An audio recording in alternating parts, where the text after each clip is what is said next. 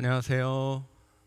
예, 오늘 하루도 각자의 삶의 자리에서 수고하시고 또 이렇게 금요 성경 통독으로 모여주셔서 감사합니다. 자, 오늘은 출애굽기 27장부터 읽을 차례입니다. 출애굽기는 애굽에서 나온 이야기부터 시작해서 시내산까지 도착하는 이야기가 쭉 이어지고, 시내산에 도착하면 이제 율법도 받지만 이제 성막 설계도를 받아서 이제 성막을 짓죠.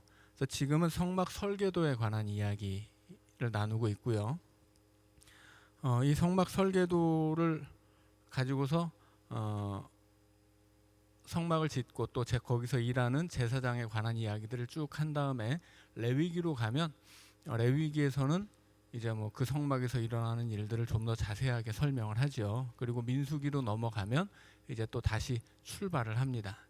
자, 그래서 이 창세기부터 신명기까지의 이야기 전체가 한 권의 이제 모세오경이라는 책 한 권이기도 하지만, 출애굽기에서부터 민수기까지는 특별히 광야를 살아가는 이스라엘 백성의 이야기라고 생각하시면 됩니다. 그래서 출애굽기는 애굽에서 탈출한 이스라엘 백성들이 이제 광야로 나가는데, 광야로 나가서 시내산에 도착해서 하나님에게 율법을 받고 또 성막의 설계도를 받고 이제 앞으로 가나안 땅에 가서 어떻게 하나님 백성으로 살아야 할지를 이제 다 배우는 거죠. 자, 그래서 이 이야기의 흐름을 좀 기억하고 우리가 성경을 좀 읽으면 더 이해하기가 좋겠습니다. 자, 출애굽기 27장 앞부분은 제단에 관한 이야기입니다. 그리고 1절부터 8절까지는 제단에 관한 이야기, 9절부터는 성막들에 관한 이야기, 20절은 등불 관리에 대한 이야기죠. 자, 그림을 잠깐 봐주세요. 자, 이게 성막을 대충 그린 것입니다. 이제 여기 전체는 100규빗입니다. 길이가 짧은 쪽으로는 50규빗이고요. 자, 여기는 15규빗. 그러면 이 문은 20규빗이 되겠죠. 자, 이게 성막의 사이즈예요. 자, 그리고 성막 안으로 들어가면 마당은 다 이 성막들이 되는 것이고요. 이게 성소입니다. 성소를 반으로 나누면 뒤에 있는 것이 지성소, 앞에 있는 것이 그냥 성소라고 할 수 있겠죠. 성막을 들어가면 여기 제일 처음 만나는 것이 제단이고, 그 다음은 물두멍이죠. 성소로 들어가면 이 밑에 떡상이 있어요. 떡상에는 떡을 항상 12개를 놓고 떡이 상할만 하면 다시 꺼내서 새 떡으로 갈아 놔 주어야 합니다. 떡상과 마주보고 있는 것은 촛대죠. 촛불 7개를 항상 이제 켜놓고 있어야 되고요. 여기 지성소 안에는 언약궤가 있습니다. 지성소 안에 언약궤와 마주보고 있는 것이 뭐냐면 분향단이에요.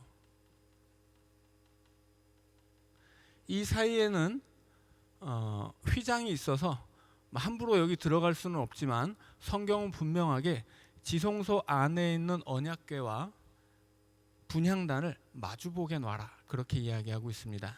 그래서 이 분향단과 언약궤는 마주보고 있고 중간에 휘장으로 가려져 있기만 한 거예요.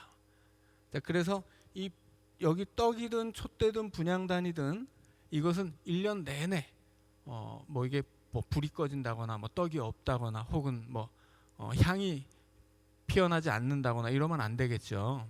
이것은 계속 유지를 해야만 합니다. 자, 이 언약궤 뚜껑을 뭐라고 한다고요? 언약궤 뚜껑을 속죄 소, 다른 말로는 시은좌 이렇게 이야기하는데, 하나님이 뭐라고 말씀하시냐면 언약궤 뚜껑에 위에다가 양쪽에 그룹을 한 마리씩 2마리 만들어 놓고 내가 이 언약궤 뚜껑인 속죄소 위에 임재해서 너희가 행할 바를 알려주겠다, 그렇게 말씀하십니다. 그러니까 하나님이 이 성막에 임하시는데 성막 안에서도 지성소 안에서도 속죄소에 하나님이 임하신다는 것입니다. 그러니까 하나님이 왜 임하시는 거예요? 속죄를 위해 임하시는 거예요. 하나님이 임재하신 하나님 앞에 어떻게 나아갑니까? 속죄와 함께 나아갑니다. 그래서 이 성막의 기능은 두 가지예요. 하나는 임재, 하나님의 임재의 장소죠.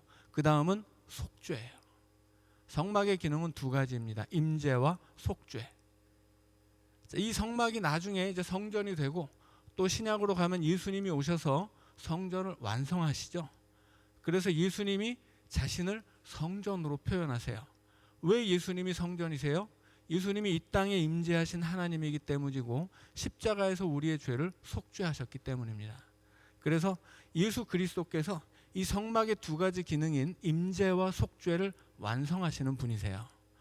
그러니까 이 구약의 성막이라고 하는 것은 장차 오실 예수 그리스도를 미리 보여주는 것, 예표하는 것이라고 말씀을 드리는 거죠. 그래서 이 성전의 기능이 전체적으로 이 성전이 왜 만들어지느냐? 이것은 하나님의 임재를 위해서 만들어진다. 그래서 하나님이 시내산에 임재하셨는데 시내산에서 이스라엘 백성들이 오도 가도 못하면 안 되잖아요. 이스라엘 백성들은 가나안으로 가야 되니까. 근데 하나님이 시내산에 계속 머물러 계실 수 없으니까 이동식 시내산을 만든 거라고 말씀을 드렸죠. 그것이 바로 성막이에요. 그래서 성막의 기능은 임재와 속죄. 그리고 그것이야말로 예수 그리스도의 기능이다라고 하는 거죠. 예수님이 이 성막을 대신할 수 있는 이유는 예수님이야말로 하나님의 임재이고 그분의 십자가가 우리를 위한 속죄이기 때문에 예수님이 성막을 완성하는 분이다라고 하는 거예요. 자, 그래서 우리가 이런 그 사실들을 모르면 어떻게 되겠어요? 어떤 사람들은 예수님 안 믿어도 뭐 적당히 자기가 믿는 신을 잘 섬기고 뭐 정직하게 살면 되지 않느냐 이딴 얘기를 하는데 그럴 수가 없는 거예요. 왜냐하면 이것은 하나님이 택한 방법이거든요. 구약에서부터 하나님이 자기 백성과 함께 하기 위한 방법으로 택한 것이 성전이고 성막이고 이 성막에서 자기 백성의 죄를 용서하고 그들과 함께 하기 위해서 만든 것이 뭐 제사 혹은 그 제사를 인도하는 제사장, 그 제사를 하는 율법, 또 그들이 하나님의 백성으로 살아가는 여러 가지 계명들인 거죠. 이런 것들은 하나님이 정하신 이스라엘 백성들이 본래는 애굽의 노예였는데 이들을 하나님의 백성으로 삼기 위한 하나님의 방법들이란 말이에요. 그리고 그것을 완성하고 성취하고 완성한 분이 예수님이에요. 그러니까 예수님이 아니면 구원받을 수가 없다라고 하는 거예요. 그냥 예수님이 그냥 공연히 그냥 일부러 그냥 여기 이 땅에 오셨으니까 뭐 대충 뭐 예수님 체면 받으려는 차원에서 예수만 믿어야 된다 이런 얘기를 하는 게 아니고 예수님을 통해서만 구원받을 수 있는 구원의 원리들이 있는 거예요. 그 중에 하나가 이 성막 이야기인 거죠. 뭐 십자가를 얘기를 한다면 십자가라고 하는 것은 뭐 예전에도 설명을 드렸지만 십자가는 하나님의 공의와 사랑이 충족되는 그것이 완성되는 자리예요. 죄인을 버리지 못하고 용서하는 사랑이 십자가죠. 그리고 그렇다고 해서 죄인의 죄를 무작정 덮어주고 무작정 용서하는 게 아니에요. 죄는 죄값을 치러야 돼요. 그래서 공의의 하나님이 예수님에게 죄값을 치르게 하신 거예요. 그러니까 하나님의 공의가 십자가에서 완성되는 것이고 그럼에도 불구하고 그 공의가 우리에게 그 공의가 실현되는 것이 아니라 예수님에게 실현되기 때문에 그것이 하나님의 사랑인 거죠. 그래서 십자가는 하나님의 사랑과 공의가 동시에 완성되는 거예요. 십자가가 아니면 구원받을 수 없는 이유가 그거예요. 죄인이 하나님 앞에 구원을 받기 위해서는 그 죄를 향한 하나님의 공의의 심판이 이루어져야 하고 그럼에도 불구하고 그 죄인들이 그 심판으로 멸망하지 않는 그들을 구원하는 하나님의 사랑이 필요한 거거든요. 이 두 가지가 동시에 충족될 수 있는 것은 십자가 외에는 없습니다. 그래서 예수님이 십자가의 죽음으로서만 우리는 하나님 앞에 구원을 받을 수 있는 거예요. 그래서 예수가 아니면 구원받을 길이 없다라고 이야기하는 것입니다. 그래서 우리가 성경이 말하는 이런 구원의 원리를 제대로 이해하고 알고 있어야만 왜 예수만 우리의 구원인가, 왜 예수를 믿지 않으면 구원을 받지 못하는가 이걸 바르게 알 수 있는 거죠. 그러니까 막 이단들이 우리 교주를 믿어야 된다 뭐 이딴 얘기하면 그게 왜 틀렸는지를 분명하게 말해줄 수 있어야 돼요. 그 이단 사이비들의 교주는 하나님의 공이든 사랑이든 그들을 통해 이루어질 수 없는 거거든요. 자, 그래서 그 옛날 예수님을 예표해 주었던 성막이 이런 식으로 이제 되어 있고요. 오늘 이 가운데 제일 28장 제일 앞에 27장 제일 앞에 제단에 관한 이야기가 기록되어 있습니다. 자, 함께 읽겠습니다. 너는 조각목으로 길이가 5규빗, 너비가 5규빗의 제단을 만들되 네모 반듯하게 하며 높이는 3규빗으로 하고 그 네 모퉁이 위에 뿔을 만들되 그 뿔이 그것에 이어지게 하고 그 제단을 노스로 싸고 재를 담는 통과 부삽과 대야와 고기 갈고리와 불 옮기는 그릇을 만들되 제단의 그릇을 다 노스로 만들지며 제단을 위하여 노스로 그물을 만들고 그 위 네 모퉁이에 놋고리 넷을 만들고 그물은 제단 주위 가장자리 아래 곧 제단 절반에 오르게 할지며 또 그 제단을 위하여 채를 만들되 조각목으로 만들고 노스로 쌓을지며 제단 양쪽 고리에 그 채를 꿰어 제단을 매게 할지며 제단은 널판으로 속이 비게 만들되 산에서 내게 보인 대로 그들이 만들게 하라. 이 제단은 길이가 5규빗, 너비가 5규빗, 정사각형처럼 보이지만 네모 반듯한데 높이는 3규빗입니다. 그러니까 정사각형보다 높이가 조금 작은 거죠. 자, 그래서 길이가 5규빗, 너비가 5규빗이니까 이것은 2m 한 20cm 정도라고 보시면 됩니다. 그 길이와 너비가. 그리고 높이는 3규빗이니까 1m 20 정도예요. 1m 한 45cm라고 하면 1m 35죠. 적당히 뭐 요 정도 높이인 거죠. 그런데 이 말하자면 이렇게 나무 널판지로 만든 상자예요. 속은 비어 있죠. 속은 비어 있는 상자인데 이 상자에 중간쯤 걸치게 네 귀퉁이에 그물을 매달아서 이 그물이 중간쯤 걸치게 하라는 거예요. 자, 이 그물이 필요한 이유는 뭐겠습니까? 이 그물 위에 제물을 올려서 이제 태우는 거죠. 여기서 막 잉크가 튀어서 잠시만요. 휴지로.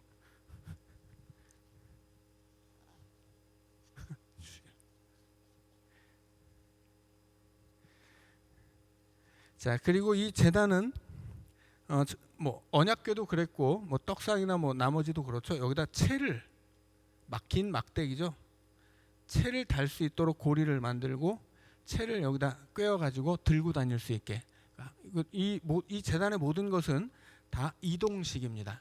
왜냐하면 이스라엘 백성들이 지금 이동식 성막을 만든 거죠. 그래서 이동을 위해서 다 이렇게 그 채를 꿰어서 움직일 수 있도록 만들었습니다. 자, 9절부터 성막의 뜰에 관해 읽습니다. 너는 성막의 뜰을 만들지니 남쪽을 향하여 뜰 남쪽에 너비가 100규빗의 세마포 휘장을 쳐서 그 한쪽을 당하게 할지니 그 기둥이 수물이며 그 받침 수물은 노수로 하고 그 기둥의 갈고리와 가름대는 은으로 할지며 그 북쪽에도 너비가 100규빗의 포장을 치되 그 기둥이 수물이며 그 기둥의 받침 수물은 노수로 하고 그 기둥의 갈고리와 가름대는 은으로 할지며 뜰의 옆 곧 서쪽에 너비 50규빗의 포장을 치되 그 기둥이 열이요 받침이 열이며 동쪽을 향하여 뜰 동쪽의 너비도 50규빗이 될지며 문 이쪽을 위하여 포장이 15규빗이며 그 기둥이 셋이요 받침이 셋이요 문 저쪽을 위하여서도 포장이 15규빗이며 그 기둥이 셋이요 받침이 셋이며 뜰 문을 위하여는 청색, 자색, 홍색 실과 가늘게 꼰 배실로 수놓아 짠 20규빗의 휘장이 있게 할지니 그 기둥이 넷이요 받침이 넷이며 뜰 주인 모든 기둥의 가름대와 갈고리는 은이요 그 받침은 노시며 뜰의 길이는 100규빗이요 너비는 50규빗이요 세마포 휘장의 높이는 5규빗이요 그 받침은 노시며 성막에서 쓰는 모든 기구와 그 말뚝과 뜰의 포장 말뚝을 다 노수로 할지니라. 자, 긴 축은 100규빗, 짧은 축은 50규빗. 그리고 이 휘장의 높이 이걸 여기다 이제 이 길이로 기둥을 세우게 합니다. 기둥을 세우고 휘장, 그 세마포 휘장을 쭉 두르는 거예요. 그러니까 성막 전체는 뚜껑은 없고, 성소는 뚜껑이 있지만 성막 전체는 뚜껑이 없죠. 옆으로 기둥을 여기 20개, 여기 10개, 이쪽은 3개씩 뭐 이런 식으로 놔가지고 쭉 천을 그냥 쭉 두르라고 하는 거예요. 자, 그 다음에 20절 21절은 등불 관리에 관한 이야기입니다. 너는 또 이스라엘 자손에게 명령하여 감나무로 짠 순수한 기름을 등불을 위하여 4개로 가져오게 하고, 끊이지 않게 등불을 켜되 아론과 그의 아들들로 회막 안 증거궤 앞 휘장 밖에서 저녁부터 아침까지 항상 여호와 앞에 그 등불을 보살피게 하라. 이는 이스라엘 자손이 대대로 지킬 규례이니라. 자, 여기 이제 분향단에 기름을 올려놔야 이제 여기서 향이 올라오게 하겠죠. 이제 분향단이 아니라 촛대죠. 예, 촛대에다가 기름을 놓는데 감나무로 짠 순수한 기름이라고 하죠. 올리브유예요. 올리브유로 기름을 삶고 거기다 이제 불을 켜되 이 불이 꺼져서는 안 된다. 그렇게 이야기하고 있습니다. 자, 28장은 제사장의 옷에 관한 규례예요. 근데 제사장의 옷에 관한 규례는 뭐 이렇게 속옷, 겉옷, 또 그 위에 걸치는 에봇, 뭐 만약 이 에봇은 앞치마 같은 겁니다. 앞치마인데 앞뒤로 붙어 있는 앞치마예요. 앞뒤로 붙어서 이렇게 뒤집어 쓰는 건데, 이제 중간에 허리에 이렇게 띠를 딱 묶도록 돼 있고, 그리고 이제 앞에는 네모 반듯한 정사각형 패가 붙는데 보석이 12개가 박혀 있습니다. 그 보석 하나하나마다 이스라엘 지파 12지파의 이름이 하나씩 기록되어 있고, 이 앞뒤에 있는 이 앞치마를 붙이는 이 어깨끈이 있거든요. 이 어깨끈에도 보석을 하나씩 박는데 거기에도 양쪽 이 보석 하나에 6지파씩 이름이 들어가게 돼 있어요. 근데 이제 뭐 이게 그림으로 그리자니 뭐 속옷 입어야 돼요, 뭐 겉옷도 입어야 돼요, 그 위에 에봇을 덮어야 돼요, 뭐 모자도 써야 되고 금으로 또 띠를 둘러야 되고, 뭐 여기다 또 앞에는 이 보석 박는 판이 있고, 그 보석 박는 판은 또 이 우림과 둠밈을 넣는 주머니라 이게 그림으로 보여드리기는 좀 어려워서 제가 영상을 좀 찾아봤습니다. 그래서 이 영상을 보시면 성경을 읽어주면서 그 성경 구절에 따라 그 모양을 그대로 잘 보여주고 있어요. 그래서 제가 여러 개 영상을 찾아봤는데 지금 이 영상이 제일 이거를 그 직관적으로 잘 보여주는 것 같아서 이걸 한번 선택을 했습니다. 자, 이 시간에 출애굽기 28장은 성경을 보지 마시고 화면만 보세요. 그러면 그림과 함께 말씀을 계속 읽어주니까 훨씬 이해하기 쉽습니다. 자, 틀어주세요. 소리를 크게 해주세요. 너는 이스라엘 자손 중 네 형 아론과 그의 아들들 곧 아론과 아론의 아들들 나답과 아비후와 엘르아살과 이다마를 그와 함께 네게로 나오게 하여 나를 섬기는 제사장 직분을 행하게 하되, 네 형 아론을 위하여 거룩한 옷을 지어 영화롭고 아름답게 할지니, 너는 무릇 마음에 지혜 있는 모든 자 곧 내가 지혜로운 영으로 채운 자들에게 말하여 아론의 옷을 지어 그를 거룩하게 하여 내게 제사장 직분을 행하게 하라. 그들이 지을 옷은 이러하니 곧 충패와 에봇과 겉옷과 반포 속옷과 관과 띠라. 그들이 네 형 아론과 그 아들들을 위하여 거룩한 옷을 지어 아론이 내게 제사장 직분을 행하게 하라. 그들이 쓸 것은 금실과 청색, 자색, 홍색 실과 가늘게 꼰 배실이니라. 그들이 금실과 청색, 자색, 홍색 실과 가늘게 꼰 배실로 정교하게 짜서 에봇을 짓되 그것에 어깨바지 둘을 달아 그 두 끝을 이어지게 하고, 에봇 위에 매는 띠는 에봇 짜는 법으로 금실과 청색, 자색, 홍색 실과 가늘게 꼰 배실로 에봇에 정교하게 붙여 짤지며, 호마노 2개를 가져다가 그 위에 이스라엘 아들들의 이름을 새기되 그들의 나이대로 6 이름을 한 보석에, 나머지 6 이름은 다른 보석에 새기라. 보석을 새기는 자가 도장에 새김같이 너는 이스라엘 아들들의 이름을 그 2 보석에 새겨 금태에 물리고, 그 2 보석을 에봇의 2 어깨바지에 붙여 이스라엘 아들들의 기념 보석을 삼되 아론이 여호와 앞에서 그들의 이름을 그 두 어깨에 메어서 기념이 되게 할지며 너는 금으로 태를 만들고 순금으로 노끈처럼 두 사슬을 닦고 그 따온 사슬을 그 태에 달지니라. 너는 판결 흉패를 에봇 짜는 방법으로 금실과 청색, 자색, 홍색 실과 가늘게 꼰 배실로 정교하게 짜서 만들되 길이와 너비가 한 뼘씩 두 겹으로 네모 반듯하게 하고 그것에 네 줄로 보석을 물리되 첫 줄은 홍보석, 황옥, 녹쪽이요 둘째 줄은 석류석, 남보석, 홍만호요 셋째 줄은 호박, 백만호, 자수정이요 넷째 줄은 녹버섯, 호만호, 벽옥으로 다 금태에 물릴지니 이 보석들은 이스라엘 아들들의 이름대로 12이라. 보석마다 12지파에 한 이름씩 도장을 새기는 법으로 새기고 순금으로 노끈처럼 따은 사슬을 흉패 위에 붙이고 또 금고리 둘을 만들어 흉패 위 곧 흉패 위 두 끝에 그 두 고리를 달고 따은 두 금사슬로 흉패 두 끝 두 고리에 꿰어매고 두 따은 사슬의 다른 두 끝을 에봇 앞 두 어깨바디의 금태에 매고 또 금고리 둘을 만들어 흉패 아래 양쪽과 안쪽 곧 에봇에 닿은 곳에 달고 또 금고리 둘을 만들어 에봇 앞 두 어깨바지 아래 매는 자리 가까운 쪽 곧 정교하게 짠 띠 위쪽에 달고 청색끈으로 흉패고리와 에봇 고리에 꿰어 흉패로 정교하게 짠 에봇 띠 위에 붙여 떨어지지 않게 하라. 아론이 성소에 들어갈 때에는 이스라엘 아들들의 이름을 기록한 이 판결 흉패를 가슴에 붙여 여호와 앞에 영원한 기념을 삼을 것이니라. 너는 우림과 둠밈을 판결 흉패 안에 넣어 아론이 여호와 앞에 들어갈 때 그의 가슴에 붙이게 하라. 아론은 여호와 앞에서 이스라엘 자손의 흉패를 항상 그의 가슴에 붙일지니라.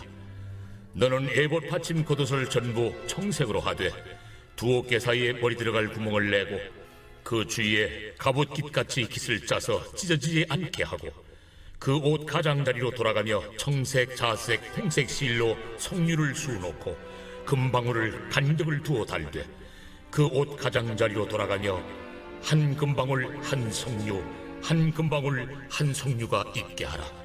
아론이 입고 여호와를 섬기러 성소에 들어갈 때와 성소에서 나올 때에 그 소리가 들릴 것이라. 그리하면 그가 죽지 아니하리라. 너는 또 순금으로 패를 만들어 도장을 새기는 법으로 그 위에 새기되 여호와께 성결이라 하고 그 패를 청색 끈으로 관 위에 매되 곧 관 전면에 있게 하라. 이 패를 아론의 이마에 두어 그가 이스라엘 자손이 거룩하게 드리는 성물과 관련된 죄책을 담당하게 하라. 그 패가 아론의 이마에 늘 있으므로 그 성물을 여호와께서 받으시게 되리라. 너는 가는 배실로 반포소 옷을 짜고 가는 배실로 관을 만들고 띠를 수놓아 만들지니라. 너는 아론의 아들들을 위하여 속옷을 만들며 그들을 위하여 띠를 만들며 그들을 위하여 관을 만들어 영화롭고 아름답게 하되 너는 그것들로 네 형 아론과 그와 함께한 그의 아들들에게 입히고 그들에게 기름을 부어 위임하고 거룩하게 하여 그들이 제사장 직분을 내게 행하게 할지며 또 그들을 위하여 배로 속바지를 만들어 허리에서부터 두 넓적다리까지 이르게 하여 하체를 가리게 하라. 아론과 그 아들들이 회막에 들어갈 때에나 제단에 가까이 하여 거룩한 곳에서 섬길 때 그것들을 입어야 죄를 짊어진 채 죽지 아니하리니 그와 그의 후손이 영원히 지킬 규례니라. 영상을 이렇게 보면서 들으니까 훨씬 이해가 쉽죠. 제가 뭐 에본 뭐 여기 묶는 띠 뭐 이런 걸 아무리 이렇게 그림으로 그려서 보여드리려고 해도 이게 훨씬 낫겠더라고요. 자, 그래서 출애굽기 28장은 이렇게 읽었고요. 한 가지 더 말씀을 드리자면 그 제사장 옷 제일 아래 단에 석류 모양 그 동글맹이하고 그 옆에 한 번씩 이제 건너서 이제 뭐 종을 매달겠잖아요. 종 하나 석류 모양 하나, 종 하나 석류 모양 하나. 이렇게 종을 매다는 이유가 뭐겠어요? 뭐 이렇게 제사를 지성소에 들어갔다가 죽으면 죄를 범해서 죽으면 소리가 안 나잖아요. 그러니까 이 딸랑딸랑 거리는 소리를 내라고 한 것은 이 제사장이 지성소에 들어갔을 때 소리가 나면 안 죽었구나 이렇게 하는 것이고, 소리가 안 나면 죽은 거예요. 그래서 이 지성소 들어갈 때는 허리에 끈을 묶고 들어가게 돼 있습니다. 그래서 소리가 안 나서 하나님이 죽여서 소리가 안 나면 그 끈을 이렇게 잡아 끌어서 밖으로 끄집어내게 돼 있는 거죠. 자, 29장 같이 읽습니다. 자, 29장은 제사장 직분, 제사장 임직식에 관한 이야기입니다. 내가 그들에게 나를 섬길 제사장 직분을 위해 위임하여 그들을 거룩하게 할 일은 이러하니 곧 어린 숫소 하나와 흠없는 수양 둘을 택하고 무교병과 기름 섞인 무교 과자와 기름 바른 무교 전병을 모두 고운 밀가루로 만들고 그것들을 한 광주리에 담고 그것을 광주리에 담은 채 그 송아지와 두 양과 함께 가져오라. 자, 이것은 제사장 임직을 위한 희생 제물입니다. 어린 숫소 하나, 흠없는 순양 둘, 그리고 무교병과 기름 섞인 무교 과자와 기름 바른 무교 전병, 이것을 희생 제물로 바쳐서 이제 제사장 임직 제사를 드리는 것입니다.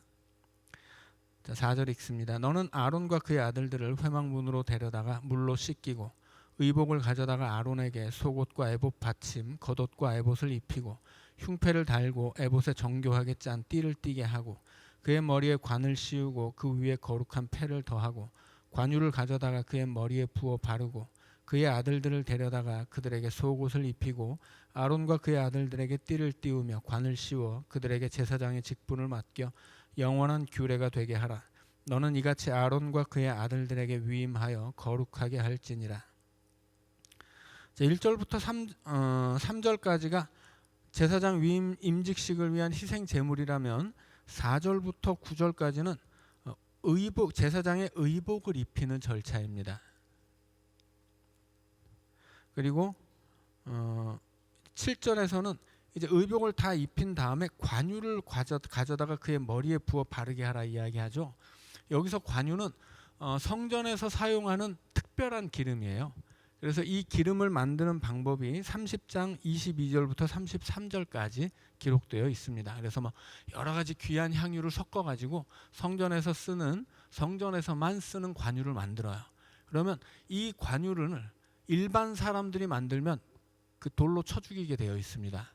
성전에서만 쓰는 거룩한 기름이에요. 그래서 이 기름으로 성전에다 바르기도 하고 성전에서 사용하는 물품에 바르기도 하고 또 성전에서 일하는 사람들에게도 바르라고 하는 거예요.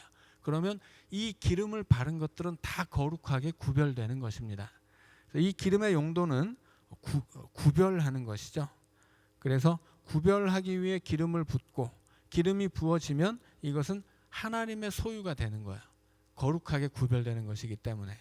그래서 사람이든 물건이든 기름을 발라서 하나님의 것으로 구별하는데 그 가운데 특별히 사람을 뭐라고 불렀어요? 사람을 그리스도라고 부르는 겁니다. 그리스도는 기름 부은 자라는 뜻이라고 말씀을 드렸죠. 그리스도는 좁게는 왕을 뜻하는 말이지만 본래 이 그리스도라는 말의 의미는 기름 부음을 받은 자예요. 그런데 구약을 보면 왕만 기름 부음을 받는 게 아니죠.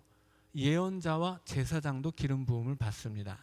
그래서 구약에서 그리스도는 세 종류가 있는 거예요. 왕, 제사장, 예언자.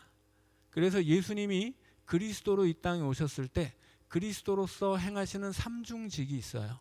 예수님은 왕으로 오셨을 뿐 아니라 제사장으로 오셨고 예언자로 오셨죠. 왕은 뭐예요? 왕은 죄인들의 왕이죠. 제사장은 뭐예요?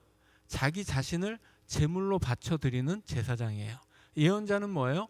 말씀이 육신이 되어 오신 분이죠. 그래서 예수님은 말씀이 육신이 되어 오신 예언자, 자기 자신을 완전한 희생 제물로 드리는 제사장, 그리고 그렇게 자기를 바쳐서 모든 죄인들의 왕이 되신 분이에요. 그래서 구약의 이 그리스도는 기름 부은 자이고 이건 역시도 장차 오실 예수 그리스도와 연관되어 있다라고 하는 거죠.